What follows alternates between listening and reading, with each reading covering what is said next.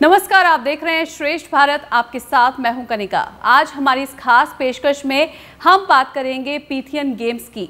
लेकिन क्या आपको मालूम है कि पीथियन गेम्स आखिर है क्या? तो चलिए दिखाते हैं आपको इसके बारे में एक रिपोर्ट।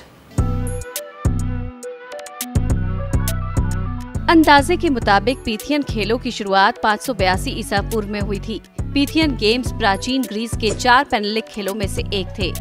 इनमें ओलंपिक गेम्स भी शामिल थे। पीथियन गेम्स का आयोजन ओलंपिक खेलों के 2 साल बाद किया जाता था। ये गेम्स गॉड अपोलो के सम्मान में डेल्फी स्टेडियम में उनके शासन में हर 4 साल में आयोजित होते थे। पीथियन खेलों को ओलंपिक के बाद बेहद अहम माना जाता था।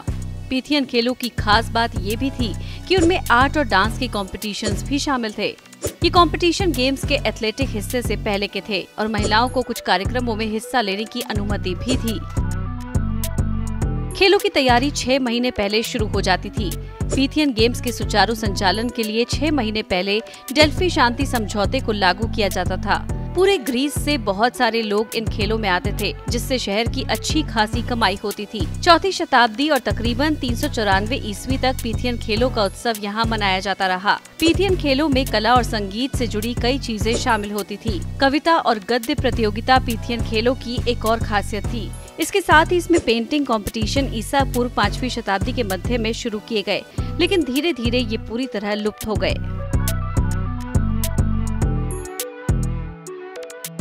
चलिए, अब आपने ये तो जान लिया कि पीथियन गेम्स हैं क्या, लेकिन क्या आप जानते हैं कि भारत में एक बार फिर से पीथियन गेम्स को एक नई पहचान मिली है? जी हाँ, ये नई पहचान दिलाई है मॉडर्न पीथियन गेम्स के फाउंडर और इंटरनेशनल पीथियन काउंसिल के सेक्रेटरी जनरल विजेंद्र गोयल जी ने। तो चलिए उनसे इन खेलों के बारे में और ज्यादा बातचीत करते हैं।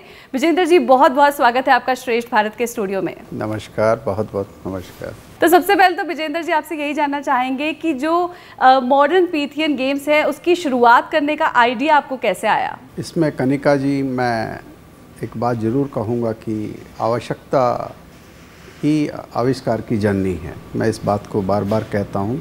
ये सच्चाई है कि कोविड के दिनों में हमारे पास बहुत सारी खबरें आ रही थी कि हमारे देश के आर्टिस्ट के पास काम नहीं है, वो भूखे मर रहे हैं, उनके पास कोई अपॉर्चुनिटीज़ नहीं है जी। तो उसी समय के दौरान मेरे विचार में ये कुछ आया कि मुझे कुछ ऐसा करना चाहिए ताकि हम हर देश के हर आर्टिस्ट तक पहुंच सकें, उनके लिए अपॉर्चुनिटीज़ क्रिएट कर सकें। और एक कॉन्सेप्ट मेरे दिमाग में आया कि उस कॉन्सेप्ट को अगर इम्प्लीमेंट किया जाए तो इसमें हम लोग गांव-गांव तक पहुंच सकते हैं और बहुत सारे आर्टिस्टों को बहुत सारी अपॉर्चुनिटीज़ हम लोग प्रोवाइड कर सकते हैं जी। अब चूँकि आपको ये भी मालूम है कि आप कोई कॉन्सेप्ट लेके आए तो चोरी बहुत जल्दी हो जाता है, तो मुझे एक कुछ ऐसी स्टोरी की ज़रूरत थी कि जिससे मैं उसको लॉन्च कर पाऊँ और वो पूरे विश्व में जाए और एक तरह वो सिर्फ आर्टिस्ट के लिए बने और आर्टिस्ट को उसका फ़ायदा मिले। तो हो इसके लिए मैं भारत के इतिहास में गया और भारत के इतिहास को पढ़ते पढ़ते मैं ग्रीस के इतिहास में चला गया और वहाँ मुझे ग्रीक में पुराने ज़माने में 4 पैन हेलेनिक गेम्स होते थे, जिसमें ओलंपिक भी उसका एक हिस्सा थे, पीथियन गेम्स भी एक उसका हिस्सा थे। तो जो ओलंपिक गेम्स थे वो सिर्फ स्पोर्ट्स के लिए होते थे, खेलों के लिए होते थे जी। लेकिन पीथियन गेम आर्ट, कल्चर और स्पोर्ट्स तीनों का एक फ्यूज़न था, तीनों का एक मिक्सचर था।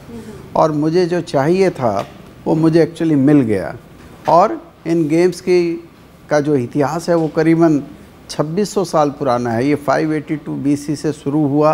394 AD में इन खेलों को बंद कर दिया गया। उसके बाद पीथियन गेम के नाम से कोई रिवाइवल पूरे वर्ल्ड में नहीं हुआ और जिसका रिवाइवल हमने पिछले ही साल 2022 में करीबन 92 कंट्रीज़ के रिप्रेजेंटेटिव वर्चुअली इकट्ठा हुए और इन गेम्स को हमने रिवाइव किया। तो मुझे जो ग्रीक की डेल्फी इकोनॉमिक फोरम है जी, उन्होंने मुझे इनवाइट किया था अप्रैल 2022 में, जब मैंने इस कॉन्सेप्ट को डेवलप कर लिया और उनको जब मालूम हुआ कि किसी ने हिंदुस्तान में इस तरह के कॉन्सेप्ट को, पीथियन गेम्स के कॉन्सेप्ट पे कुछ काम किया है, डेवलप किया है, उन्होंने मुझे वहाँ आमंत्रित किया और डेल्फी इकोनॉमिक फोरम के एक बहुत बड़ी कॉन्फ्रेंस जहाँ विश्व लीडर जिसमें शामिल होते थे, वहाँ मुझे इस कॉन्सेप्ट को रिवील करने का मौका मिला।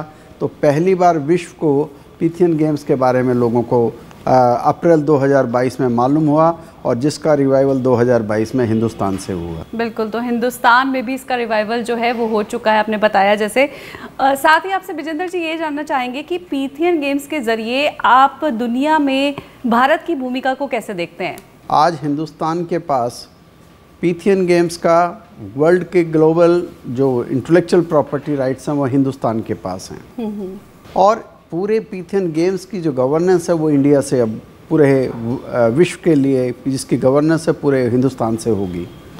तो आप ये समझिए कि जो आर्ट, कल्चर और ट्रेडिशनल गेम्स, यहाँ मैं स्पेसिफिकली बोलूँगा ट्रेडिशनल गेम्स जी, जिनको किसी ओलंपिक में या किसी और मार्फत में कोई प्लेटफॉर्म नहीं है, वो एक ग्लोबल प्लेटफॉर्म हिंदुस्तान पूरे विश्व की सभी संस्थाओं को देने जा रहा है। और ऐसा भी मेरा मानना है कि जो हमारी आर्ट, कल्चर और ट्रेडिशनल गेम्स की जो इंडस्ट्री है वो 800 बिलियन यूरो से ऊपर की इंडस्ट्री है, जिसको अब हिंदुस्तान एक पहल करेगा कि जो इंडस्ट्री अभी अनऑर्गेनाइज सेक्टर में फैली पड़ी है उसको किस तरह संगठित क्षेत्र में लेकर आया जा सके।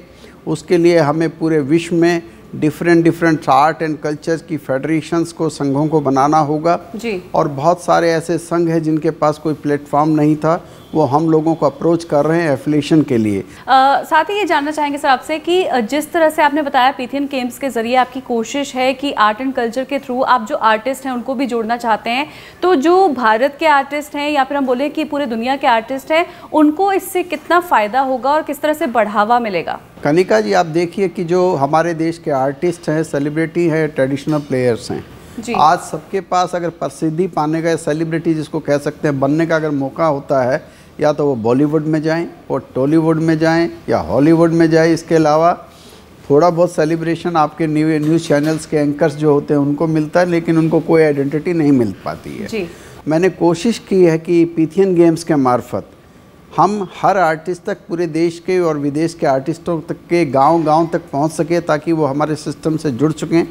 उसके लिए मैंने 2 तरह के प्लेटफॉर्म पूरे वर्ल्ड में इकट्ठा किया है, जिसको हम लोग ऑर्गेनाइज़ कर रहे हैं। एक वर्चुअल प्लेटफॉर्म को तैयार किया है और एक हमने फिज़िकल, ताकि जो लोग आर्टिस्ट जिनकी एक्सेस हमारी सीधी फिजिकल स्ट्रक्चर को नहीं है, वो वर्चुअली हमसे कनेक्ट हों, हमें अपना डाटा भेजें और हमारी जो फिज़िकल ऑर्गेनाइजेशन है उस देश में, उस कंट्री में, उस स्टेट में और ज़िले में, वो उनसे संपर्क साधे और ताकि हम उनके लिए एक ऐसा प्लेटफॉर्म दें जिसका वो अपने आप ही उनको सेलिब्रिटी बनाता चला जाएगा और हमारा टोटल फोकस उन आर्टिस्ट पे रहेगा जो इस सिस्टम के साथ जुड़ेंगे। तो इस सिस्टम से कैसे जुड़ सकते हैं? आपकी जो पोर्टल है उसका नाम क्या है? और साथ ही मैं आपसे एक और सवाल पूछना चाहूँगी कि अभी आपने एक पहला international online poetry and painting competition organise किया है, उसका कैसा रिस्पांस मिला है और कैसे कोई अप्लाई कर सकता है उस पर? आपको कनिका जी, जो हमारी वेबसाइट है वो है www.pythiangames.org। मेंबर बनने का और रजिस्टर करने का एक लिंक है, आप उसमें जाके अपने आप को रजिस्टर कर सकते हैं और जिस कंपटीशन में आप पार्टिसिपेट करना चाहें और अपना डाटा अपलोड करना चाहें वो आप उसमें कर सकते हैं। इसके अलावा जो वर्चुअल प्लेटफॉर्म जो आपने कह रहे हैं कि हमने जो पहला online international painting and poetry competition शुरू किया है जी, ये हमने एक्सपेरिमेंटल बेस पे किया है कि हमारा जो कॉन्सेप्ट था, जो मेरे दिमाग में आया कि मैं कैसे देश और विदेश के आर्टिस्ट तक पहुंच पाऊं हर जगह में, तो हमने इसको करीबन 3 महीने पहले लॉन्च किया था। तो शुरू में हमें 1-1.5 महीने बहुत कम रिस्पांस मिला और मुझे अभी गलतफहमी नहीं है आपको बताने में, पिछले 15 दिन में जितना रिस्पांस पूरे वर्ल्ड से हमें डिफरेंट कंट्रीज से मिल रहा है, लोग मुझे मेल के थ्रू, मेरी वेबसाइट के थ्रू जाके रजिस्टर कर रहे हैं, अपनी पोइट्री को, अपनी पेंटिंग को अपलोड कर रहे हैं, जिसको हमने अभी 30 जून तक और एक्सटेंड कर दिया है। और मुझे लगता है कि जो मेरा कॉन्सेप्ट था, जो मेरा पर्पस था, उसको हम लोग उसको एक प्रैक्टिकल मोड देने जा रहे हैं और इसके बाद हम डिफरेंट आर्ट कैटेगरीज में कंपटीशन पूरा वर्ल्ड वाइड शुरू करेंगे, फिर उनको फिजिकल इवेंट्स में हम कन्वर्ट करेंगे पूरे देशों में। विजेंद्र जी, साथ ही ये जानना चाहूँगी कि ओलंपिक्स के हम देखते हैं कि ओलंपिक जो है वो 5 कॉन्टिनेंट्स को रिप्रेजेंट करता है, लेकिन अगर हम देखें पीथियन गेम्स का जो लोगो है उसमें 8 रिंग्स हैं, तो ये 8 रिंग्स किसको रिप्रेजेंट करते हैं? ओलंपिक गेम के 5 रिंग है, वो 5 कॉन्टिनेंट्स को रिप्रेजेंट करते हैं। लेकिन हम जब ये लोगो डिज़ाइन किया, हमारा कोई मकसद उस कंपैरिजन का नहीं था।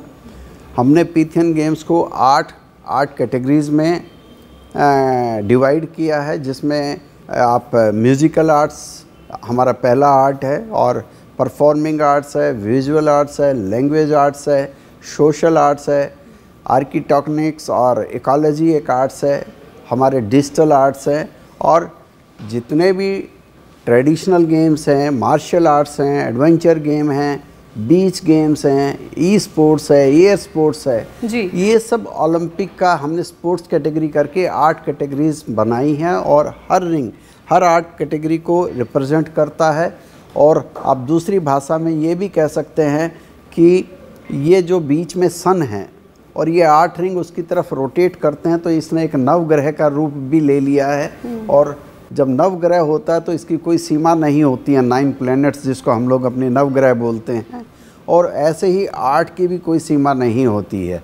तो इसका स्काई इज़ द लिमिट। और इसमें हमने एक और भी चीज़ का हमने जो खासकर पीथियन गेम्स में लागू किया है, क्योंकि आर्ट की कोई सीमा नहीं है, स्पोर्ट्स में कोई सीमा हो सकती है जी। उसको तो हमने इसकी जो गवर्नेंस है वो लोगों के हाथ में दी है, क्योंकि कोई भी आर्टिस्ट है जो अपने फ़न का माहिर है, जिसका कोई मुकाबला नहीं है, वो अपने फ़न का माहिर है, वो अपनी आर्ट की एसोसिएशन बनाए और उसकी गवर्नेंस अपने पास रखे। वो पीथियन गेम्स के बैनर के थ्रू अपने पूरे वर्ल्ड में उस आर्ट को फैला सकता है। तो हमने गवर्नेंस पीथियन गेम्स के थ्रू लोगों को दी है, हमने उसको सेल्फ सेंटर्ड नहीं किया है। तो ऐसे में विजेंद्र जी, भारत सरकार का क्या रुख दिख रहा है आपको? देखिए, इसमें भारत सरकार मुझे लग रहा है बहुत एक्टिव तरीके से रोल प्ले कर रही है। प्रधानमंत्री नरेंद्र मोदी जी का जो रुख है मैं उसको बहुत अप्रिशिएट करता हूँ। मेरे को जहाँ तक मालूम है कि प्रधानमंत्री कार्यालय ने इसके संबंध में स्पोर्ट्स मिनिस्ट्री से और कल्चर मिनिस्ट्री से रिपोर्ट मांगी थी पीथियन गेम्स के बारे में जी।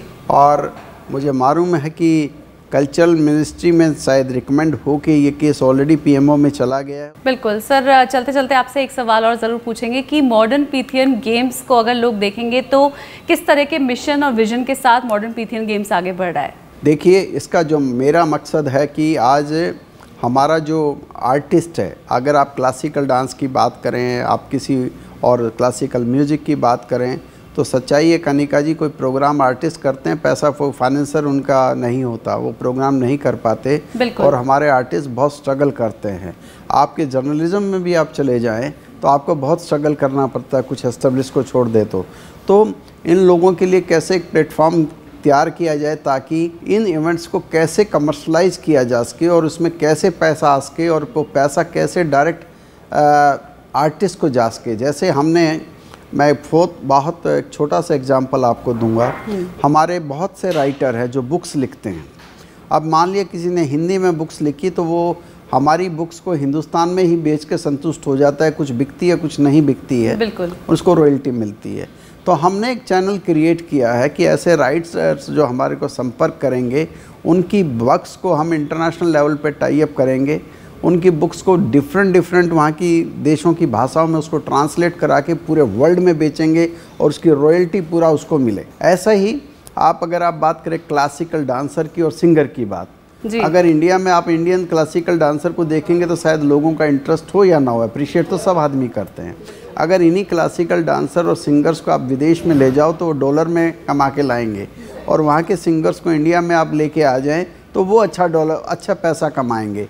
तो ये जो एक्सचेंज ऑफ कल्चर्स है ये बहुत ज़रूरी है, जिसमें पीथियन गेम अपना रोल प्ले करेगा। बिल्कुल, कहीं ना कहीं जब एक्सचेंज ऑफ कल्चर होगा तो उससे हम विश्व शांति की ओर भी आगे बढ़ेंगे, और जाहिर सी बात है जो आर्टिस्ट हैं जिनको कोई प्लेटफॉर्म नहीं मिल पाता है उनको एक बेहतरीन प्लेटफॉर्म ज़रूर मिलेगा। विजेंद्र जी, आप हमारे साथ जुड़े, आप श्रेष्ठ भारत के स्टूडियो में आपका यहाँ आने के लिए बहुत बहुत शुक्रिया, और साथ ही आपको बहुत बहुत बधाई कि आपने पीथियन गेम्स को एक बार फिर एक नया नाम दिया। हमारी इस खास पेशकश में अभी बस इतना ही, लेकिन बाकी सभी खबरों के लिए आप जुड़े रहिए श्रेष्ठ भारत के साथ। नमस्कार।